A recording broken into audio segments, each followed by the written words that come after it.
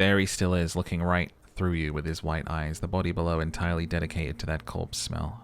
Emitting it is all it does now. Let go of your nose without throwing up. +6, shit compressed. As you breathe in, the odor comes over you. It's a spell of the mind telling you to run and your stomach to wring itself empty. With your hands at your sides and your eyes squinting, you stand in it. Step closer. The man before you is naked, but for a pair of underpants and enameled boots, his skin greenish, marbled with decaying veins and blotched by libidity. A fading web of tattoos covers his chest and shoulders. The cargo belt used to fasten him to the branch above appears industrial in strength. Inspect the boots. The material appears to be ceramic. Clean white stands in stark contrast to the decaying flesh above the knee. The man wore thick polymer socks, probably for padding. A fine array of interlocking plates covers them. Delicate and fragile, they feel alien to the world around you, out of place somehow. These are clearly not boots, they're armor, part of a larger set. Indeed, with his notebook under his arm, the lieutenant crouches to inspect the soles. Technically speaking, these are sabatons, not boots. What kind of armor is this? Ceramic plate, zirconium dioxide most likely. This is where the make would be. Where? Under the heel. Fairweather. He turns the boot slightly. Fairweather, model T500 VE. I'm guessing that's vitreous enamel. This is advanced stuff. Knock on the boot. A small bell-like sound fills the air like tapping on the side of a porcelain cup. The pry bar in your hand is itching for some action.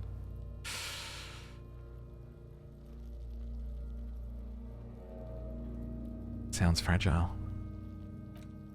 It's anything but. This material is a kinetic redistributor. It spreads kinetic energy horizontally from plate to plate, dissipating it entirely. He points to the boots. See? Faint organic lines cover the plates where they separate into smaller ones. These plates then divide into smaller plates until there are hundreds of them all together. Like wells of floorboards, the design looks organic, influenced by highly resistant wood materials like lignum vitae and ebony perhaps. What does it remind you of? If trees were made of porcelain, this is what their cross-sections would look like. Run your fingers over the lines. Smooth, glossy surface fractures into ever more intricate interconnections, peaking on the right sabaton where you notice. They're in the shape of a letter and a number combination. E50100100. Serial number. Good. Can you read it to me? He tips the drying ballpoint of his pen on the tongue. We have a make and a number, that's something. We can use the radio and the Kanema when we're done. Either station can chase it for us. What happened to the rest of the armor? The locals probably scavenged it. Be odd if he had more on after 7 days. Should keep a lookout for these pieces. The armor could yield information. He nods towards Kuno. Maybe he'll know something. Maybe he was just wearing these boots and there's no rest of the armor? No, he must have worn something precious underneath his clothes. They've removed all of his clothes to get to it. They did not just strip him from the putrid rags. What if they told him to strip before they hung him, to demean him? They usually hang them completely naked for that. The Puta Madra, the Mazda, the Besmertes and the like. This one still has his underpants. Fucking talking about underpants? The material looks out of place here. It is. It's expensive. The lieutenant draws a line in the condensation on the ceramic with his index finger. We've requested similar material for our tactical units for years now.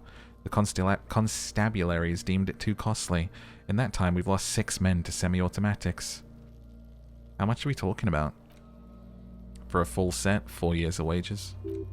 For the northwest region of Revachol, an officer's average yearly income is 5,500 real, unadjusted for rank. Wait, my yearly pay is 5,500? Not too much, yes. Pathetic. I need to hustle more and hate less. I have no idea what you mean. Wait, I wanted to say something else there. Ka-ching, baby! Nod to the boots. By ka-ching, do you mean let's not log them as evidence and steal them? What was that about the constabulary before? You need to push some buttons if you want to recruit the lieutenant in a conspiracy. If this constabulary is dragging their feet, why not start ourselves before good men die? So they don't get shot in the foot. I think our extremities are fine without a dead man's boots. Oops, well, no one said it would be work. Back to detecting now. Damn it. I want that boot. Try again. See what he says. Ka-ching! No, that's not what I meant. Or that is what ka-ching means. Of course, he nods. Alright, try the last one. Wondering if we can get Kim involved here. It means disciplinary hearing. He nods, wiping his finger on his sleeve. Damn it. Pull the boot off. This feels dangerous. Are you sure? Grab the boot under your arm. The stench fills your nostrils as you push downward, an ominous creaking sound from above. Stop! The lieutenant's voice is sharp. He looks at you with the boot under your arm. Pig's gonna pull his head off? Brutal? Oh. This is a bad idea, isn't it? You're going to pull his head off. Do it, homo! Do what? Pull his head off. There's no point in performing an autopsy if you do. We'll have compromised the coroner's case. What are you trying to achieve anyway? Why are you hanging on that boot? Are we not detectives? There may be clues inside the boot. How many clues do you need? You already found the number. Besides, he taps on the boot. There's no way you're getting them off. All the organic matter in his body's been flowing down into the boots. They're fused to his feet. Why do you think the locals haven't scavenged them? Alright, we should definitely try and hit them then. You're sure there's a way to peel them off, but first the body needs to be down, and second, it'd probably be better if the lieutenant wasn't around. I'm coming back at night, baby. Sounds like a plan.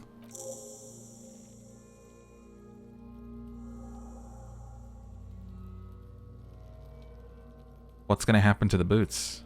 Processing will take care of them. With the situation in the morgue, it will yield nothing, but we must pick our fights. Let's continue. How could he afford such expensive hardware? That's for us to find out. My initial report on the area suggests he was a security guard for the harbor company, but that's just hearsay. Alright, makes sense. No. Your first instinct was correct. This equipment is way beyond what a security guard can afford. Well, don't mess with me, Kim. Alright, take a look at his belt. The hangman's knot is pulled tight by the weight of the corpse below. Yellow, hard-edged polyester cuts into his neck. Above, a sliding buckle ties the belt to the branch. This is a steel-reinforced cargo lashing belt, big brother of the regular cargo belt. It's used for tying cargo under 6 rotor airships. Oh my, something on that belt. A familiar word that speaks to the thirst within you. What's that, a word?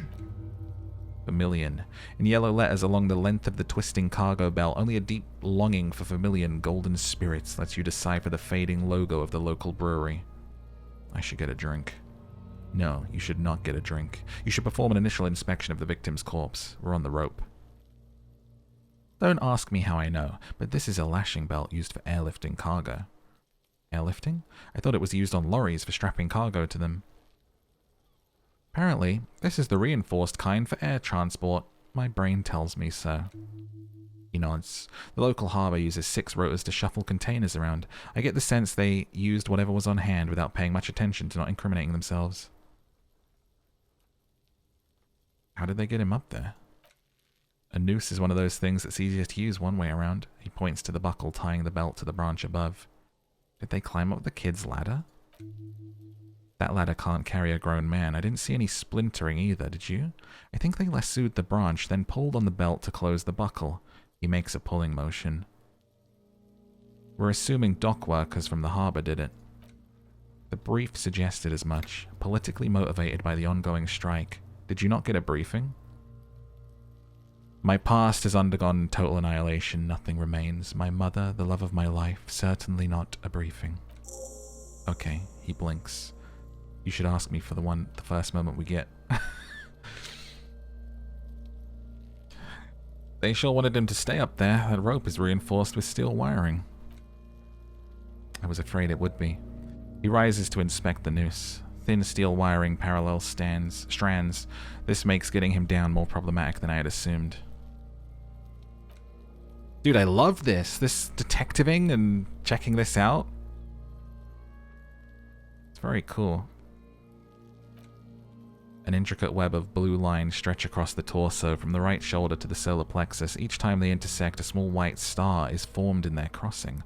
Hundreds of fading asterisks riddle his skin, concentration highest around his heart. His corpse is marked by stars. What will mine be marked by? Alcohol and heartbreak. Your fist clenches suddenly. It will be riddled with disco.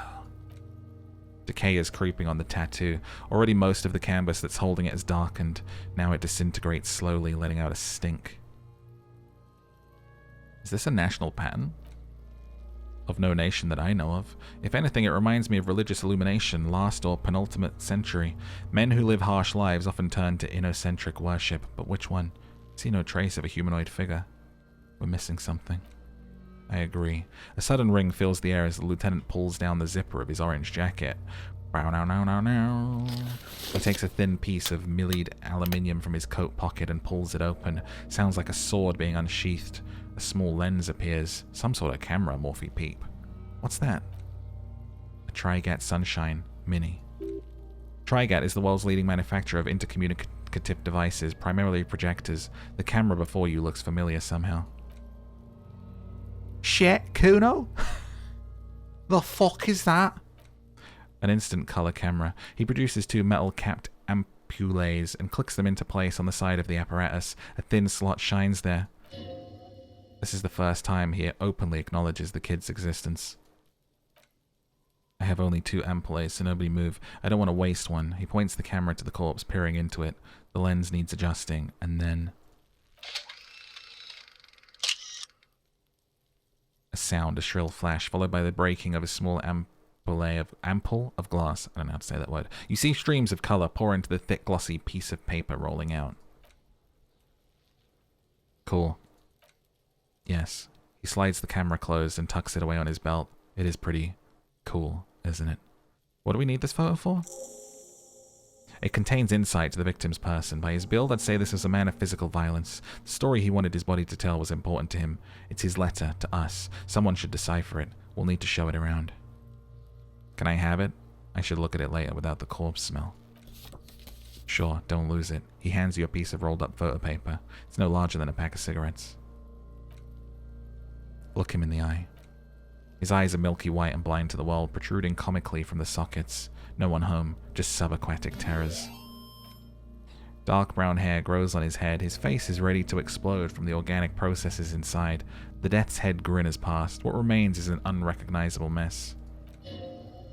Ooh. Underneath the curdled meat there is an expression, not carried on his features but below. Inside, an expression of pleasure. The man was experiencing joy at the moment of his death. Tell me, who are you, dead man? I'm gone. Where have you gone? Into the wild pale yonder. In the past, way out in the west. Who are you? I'm a joke, look at me. You are now, but who were you when you were alive? A killer, a motherfucker and a killer. Got another question for you. Go ahead. Kobo? What is happening? What do you mean? I'm talking to you. It's the power of your... Black frothy liquid starts bubbling on his lips.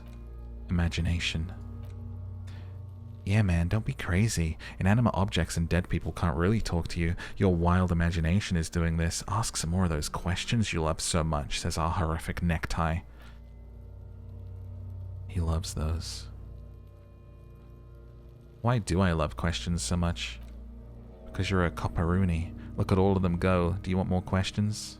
Yeah, give me questions. Give me a comical amount of questions. Coming right up, copperoony rooney. This getting upbeat now. Who killed you? Love did me in, brother. It was love all along. Why do I feel like I've forgotten something terrible? Because you have. Is my name Rooney? Fuck no, you're no Rooney. I do strike myself as a Rooney. No, you don't. Between you and me, your name is probably Harry. Can you ask me a question?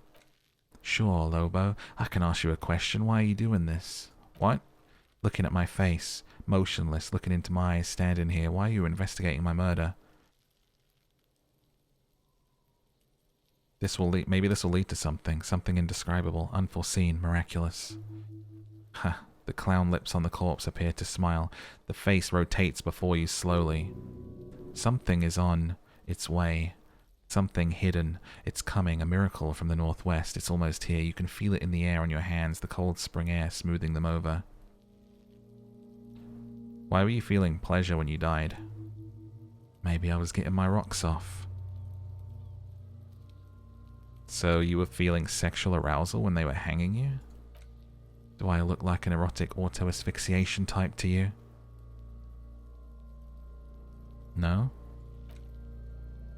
Captain Copperdromo, I fear we're drifting away, fixating on sexuality again. Let's go with a simpler question. I hate you. You stink. You're boring. Do I remind you of someone? A child born with Moeller's disease, harlequinism, grown up miraculously. A deep sea creature. Well, let's go with what Encyclopedia said. You sure wriggled out of that one, Coppolini. Enough. You can come back and look into this face any time you want. Humor yourself with my harlequin features. Ask me your little questions, freshen your memory. Create associations, remind yourself of your mortality, Coppolopo. Squint and take a step back. I got something I need to know, corpse man. Alright, we already asked everything. As you narrow your eyes, the monster before you blurs into a violent mess of green and pink. Only the lower extremities are pink, with a dash of blue, his fatted hands, thighs, and his neck just above the noose. The rest of the corpse appears dark green in the cold spring air. I'm squinting, Kim. Why am I doing it? How should I know why you're squinting? Squint harder. His face and hands are pink, thighs too, the rest is greenish. Oh, you're trying to assess lividity. Relax your eyes. The monster comes back into focus, an explosion of color coursing with dark marbled veins. His stomach appears pregnant with something. Black liquid streams down his thigh and onto his boot.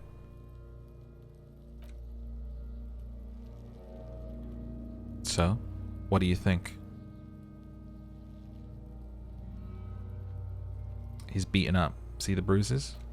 I do. Most of them are post-mortem, maybe even all of them. The delinquents have made our jobs harder with their little sport. It's all the stones! Salty with that Prime for the big 3-0. Thank you so much for the 30 months and the Prime resub. I appreciate it, bud. Stop talking in riddles, coin slot. He means you fucked him up. I think he's dead. I agree. There are crow's feet in his eyes. He's laughing silently. His personality is no longer a part of this world. Totally dead.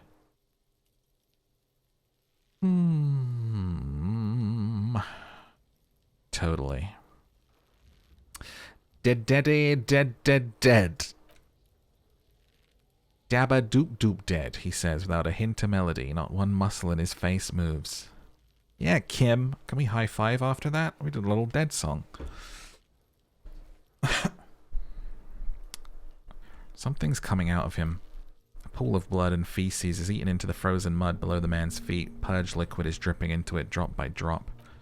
The victim appears to have contained no more than half a kilogram of digestion at the time of death. The fuck? Maybe he went to the toilet sometime before? Goddamn right I'm a... Turn around and yell. Maybe he went to the toilet. Maybe. He doesn't really want to dwell on it too long. What do you think? I think he was upright immediately after death. Blood is gathered in his hands and feet and his neck. He points to his chin.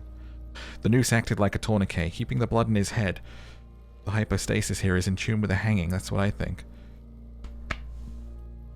Seems like a lynching to me. Everything here seems to corroborate that assumption, but we should still get him down before assigning a probable cause of death. Back off, catch your breath. Dude, I want to check these boots out again. I want to try and whack him, I think. See if we can get that to come up. Knock on the boot. Yeah, swing the pry bar at the boot. The metal connects with the same ding. The sound does not appear to get louder. The lieutenant cups his ear. Did you hear that? A click? Like dice rolling. This is kinetic redistributor. It spreads the incoming energy horizontally from plate to plate. Oh. Same thing. So disappointed in you. What are you interested in? Back off. How do we get him down? He stops to think and checks his notes. Are you sure we've finished the preliminary examination of the cadaver? We might miss some of these things once he's down.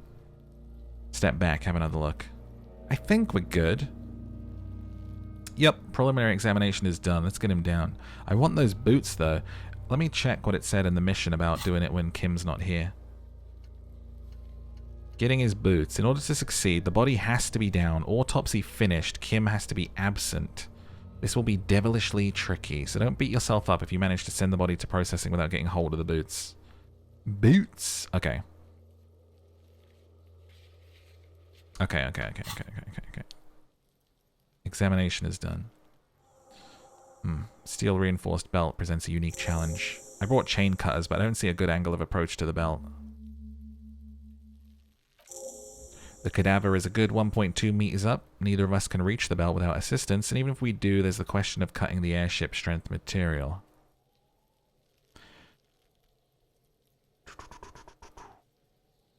Saw the branch? Climb up there and saw the branch? Yeah, seems dangerous. Maybe we can shoot him down. Yeah, the enthusiasm is unrestrained. Bang bang time, pigs! The lieutenant remains unaffected. How? I don't know, just, shoot. Shoot the belt. The bullet will break it. It absolutely will not, officer. That's not how physics work. It will maybe cut one thread loose. Yeah, now we're talking. Entertain Kuno with some shit. They'll miss. The lieutenant is undecided. On one hand, he wants to shoot some gun. On the other, it's an awfully stupid idea. I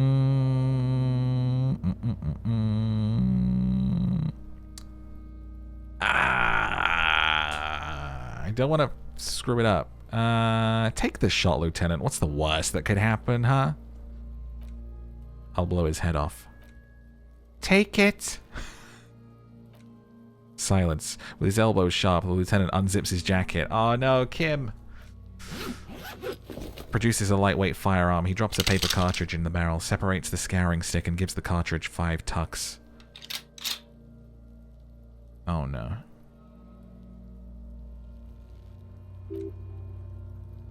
That's a key 8990. Armistice mass-produced muzzle loader. Ascetic frugal, one of the most common firearms in the world. He steps back and assumes the phallostesi position. Taking aim, the corner of his eye twitches, his finger on the trigger. Shoot that motherfucker down. He's gonna fucking...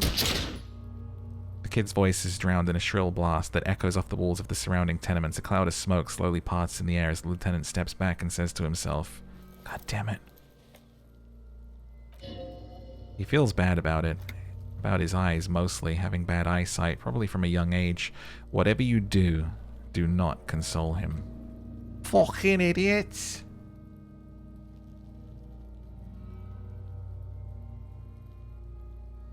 What now? I have to say, it's beginning to look unlikely we can get him down without assistance. Can I have the gun? I should try. I should definitely not try. I will blow this guy's head off. Maybe we can ask for help from the harbor?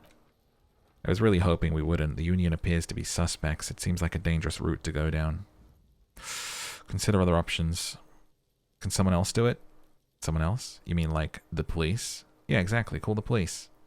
I mean someone who's below detective. Someone like a paid garbage man or a cleaning crew. I have bad news for you. That is a detective. I know it's hard, but I assure you the others won't come to help us, and we have a growing sanitary concern here. We need to get him down fast. Can I have the gun? It's bad as it is, us shooting firearms like punks, he pauses and shrugs and proceeds to load the pistolet. Go ahead. I'm not stopping you. Just don't lose it. The piece shines in his outstretched hand. They've only got one gun? Sorriest pair of pigs Kuno's ever seen. Take the gun. These kids, dude. Take it and shoot yourself in mouth. Feel the weight. The cold piece of bakelite and gunmetal, surprisingly light. Your finger fits right through the guard, instinctively resting on the trigger. The fuck are you waiting for? Point the gun at the belt. Oh no! The buckle comes into focus in your sights. You stand with your feet planted firmly in the ground and your left hand supporting your gun arm. Why don't you just shoot yourself in your mouth? That chance, though. 17%. Say shut up. Or what? You gonna fuck me? Her voice is almost a whisper now. You wanna fuck me, pig? Close your left eye. Point the gun at Kuno. Do it. Set me free. You feel as though it would be dangerous to set this creature free to roam about the cosmos. Don't. You feel the lieutenant's hand on your shoulder. She's ripping her blazer open to bare her chest. Do it! Oh my god!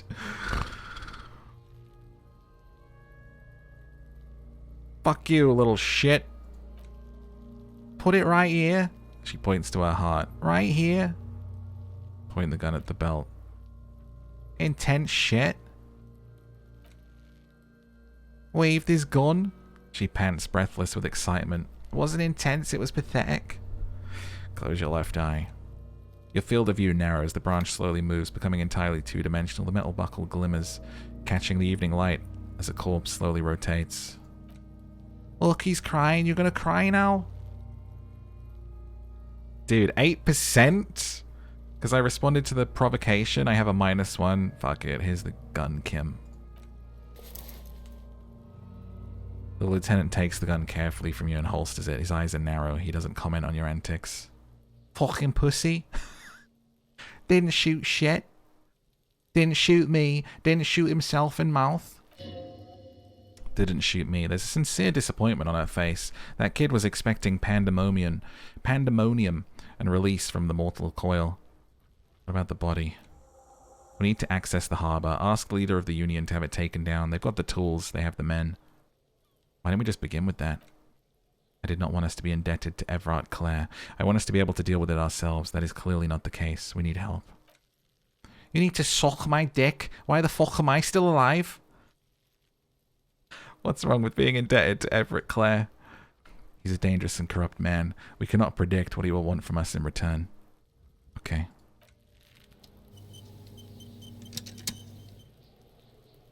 I want those boots. We should think about calling it a day, maybe. The nights are still miserably cold this time of year. I haven't paid the cafeteria manager for damages yet. You should take care of that. I don't have the money. Let's talk to him anyway. An officer of the RCM shouldn't be sleeping in the street. We'll figure something out. Come on, Kim, have my back. He finds this situation frustrating. He's doing his best to make you not feel any worse than you already do. The thing is if I come in here and I just pull this down, like the head comes off, I'm gonna screw up the So you tried to kill Kuno's girl? What's up with that? You wanna talk about it? For anyone who was wondering why I was giving the kids that voice. Oh man, I want those boots. I didn't try to shoot her, I just aimed at her. What, bitch? You fucking making excuses for yourself now? An imperceptible nod. I think we've all moved past that by now, Kuno. Not all of us. Kim shakes his head, acts like that stick with you for a while. It is. Oh. No one's moving anywhere. Do this shit again. Kuno's gonna climb in your room at night with a knife. He points towards whirling in rags and whispers. Kuno knows where you sleep. The pig who fucked his window up. I'm gonna climb in through that balcony, put the fucking knife in you. Yeah. I've been in your room. The kid raises his voice, but you and Kuno are good for now. Pal, shoot that shit at Kuno. Let's have a jolly time. Okay, let's. And you're back in business with the Kuno. Made him respect you, +1. We need another empathy so we can roll again to work out what the hell's going on with him.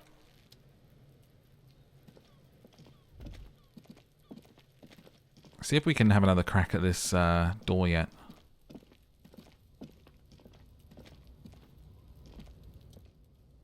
Nope, need a perception check. I can't get around there, I guess. Probably that's the way around, maybe. Alright, let's go back. Damn kids, huh?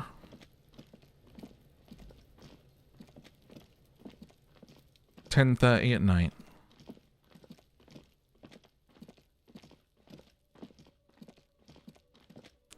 Dude, so like, if you had really good composure, you could actually kill that kid. Maybe. Kind of scary. We'll have to replay at some point. See a container you can't open? Equip a pry bar.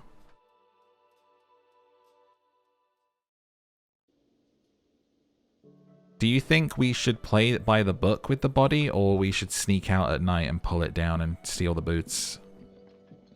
Because they look expensive. What do you think?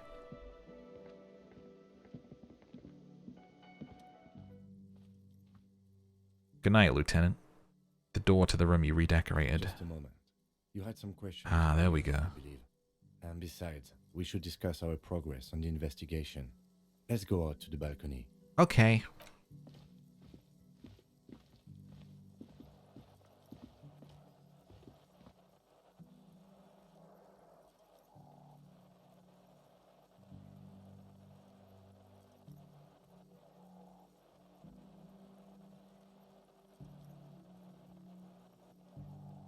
A little chat.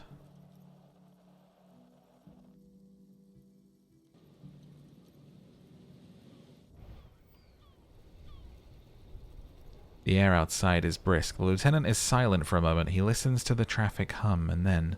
Where shall we begin? We should talk about the investigation, first and foremost. He lights a But I cigarette. also remember you wanting to discuss the RCM. I didn't know you smoked, Kim. I have a cigarette every night when I go over my notes. It's a ritual. Oh man, he looks so devastatingly cool with that cigarette. I think I might want to pick up smoking. Do you have any more cigarettes? I apologize, I only brought one with me. I have exactly one cigarette every night. Damn it. How did you get so cool, Kim? The light of his cigarette illuminates a fleeting smile. You mean this? He flicks the ash. This isn't cool. It's an unnecessary trial of will, and it's unhealthy. Right, debrief. How do you think today went? Well, we inspected the victim's body, so that's good. It was not easily approachable in that state, but we did it. I would say our initial inspection was very thorough, and we have solid leads to follow up on. The body is still hanging from that tree, which is unfortunate, and there's much to do at the crime scene. He's not particularly satisfied with your progress, but he doesn't want you to feel completely discouraged, probably out of fear that you'll just give up and keep drinking. Sorry I couldn't do more today. I'm just not a very good cop, am I? He sighs. We're both doing our best under the circumstances. Just don't drink tonight, please. As for the interviews, we weren't able to find the union leader, much less interview him, so that's on the to-do list for tomorrow. We talked to Joyce Messier, but didn't get any information from her. I have a feeling Joyce knows how dangerous the situation really is. We have to get her to talk. Above all, though, today was exhausting. What's with all the running? You run a lot. Is that a standard Precinct 41 practice? I have a really good theory about why you're running so fast, son. Just you wait until we get up tomorrow.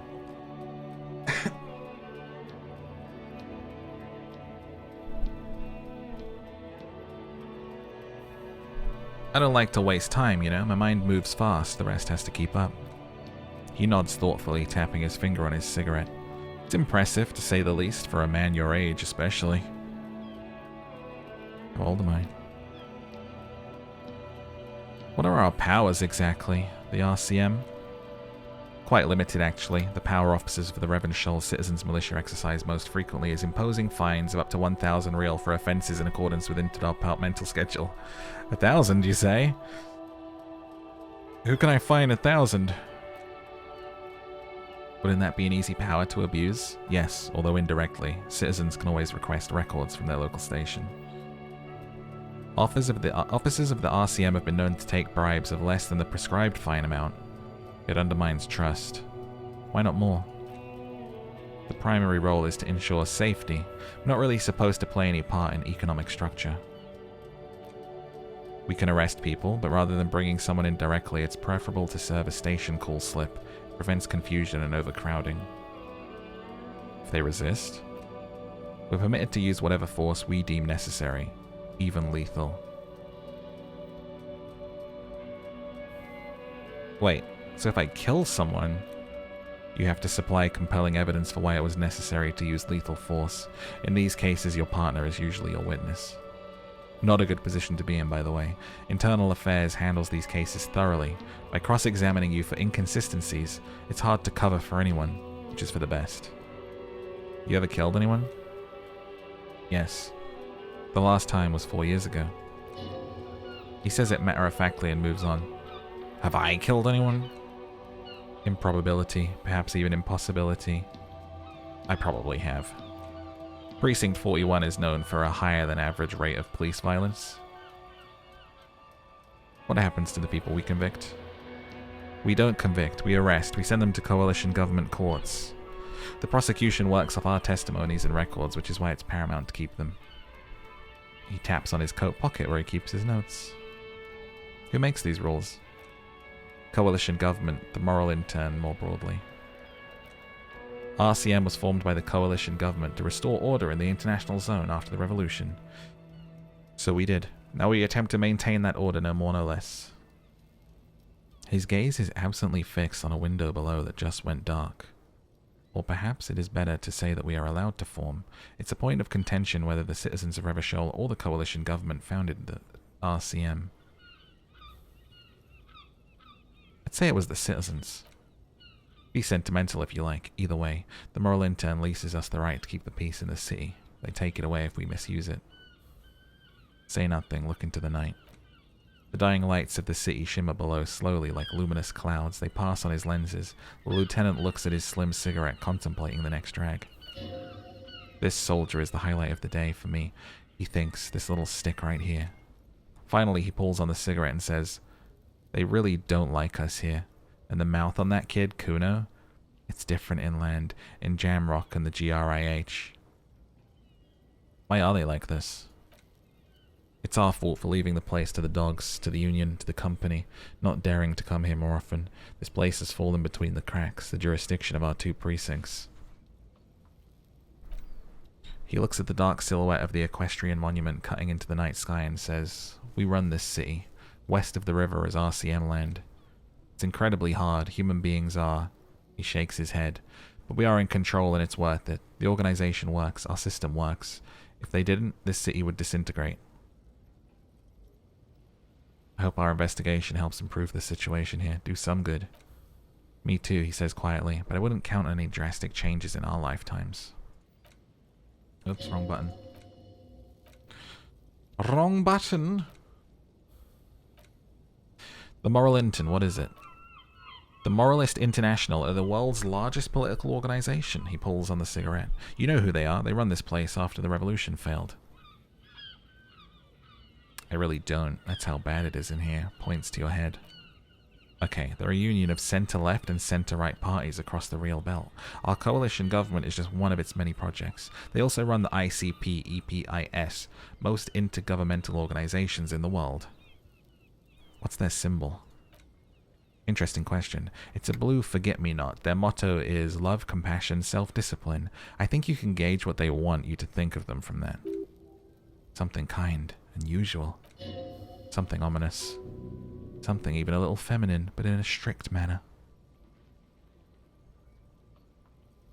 Alright. Do you? The lieutenant arches his brow and pulls his cigarette. It's a slim white thing in his fingers. What do we want to say? Mutter silently. Immigrants. Men turning into women. We're stooges of the world's biggest bourgeois organization protecting bourgeois rights. No, we are stooges of the world's biggest bourgeois organization protecting the people of Revachol. That's the hand we dealt. Without the MI, we would become vigilantes. Vigilantes is okay with me. You will adore Martinez. Then you will adore Martinez. For many of these people, the Union, especially vigilantes, is precisely what we are. Personally, I don't enjoy it much. He looks at the roundabout. Thanks for this. Yeah, it's getting cold now. Let's go. Puts out the stub of his cigarette and looks to the door. Hey, so we've been monitoring you internally, and now we know your Copo type? Oh no. End of day. I'm gonna find something out about ourselves. I need a drink.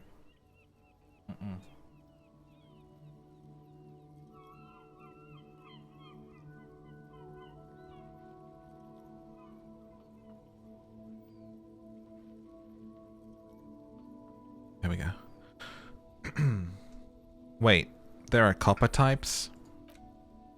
Yeah, guess. What's yours? I was kind of hoping I'm the superstar cop. That is only a ludicrous daydream. Guess again, you're the...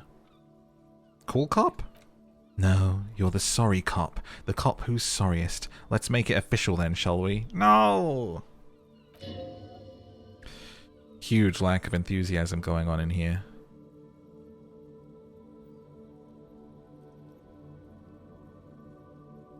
Won't the other copper types be jealous? So I can opt in to being the sorry cop. I want to be a cool cop. I'm not sorry. Actually, I'm not sorry. I changed my mind. No, you don't. Come on, you'll be back to saying sorry in 2 minutes. Stop wasting time and begin the repentance. No, I'm really not sorry. Fuck off. Wow, okay. Fuck off. Maybe we were wrong about you then. I don't think we've apologized to anyone. I guess we apologized to that lady in the car, but we've kind of been a badass for most of it. How dare you? Sorry, cop. Get the fuck out of here. Come back when you got something juicy, brain.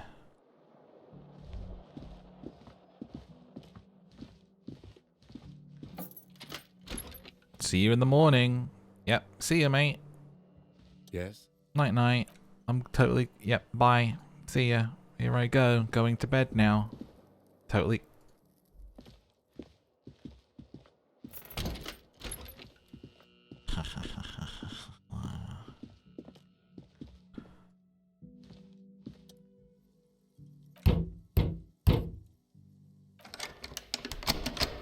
Damn it.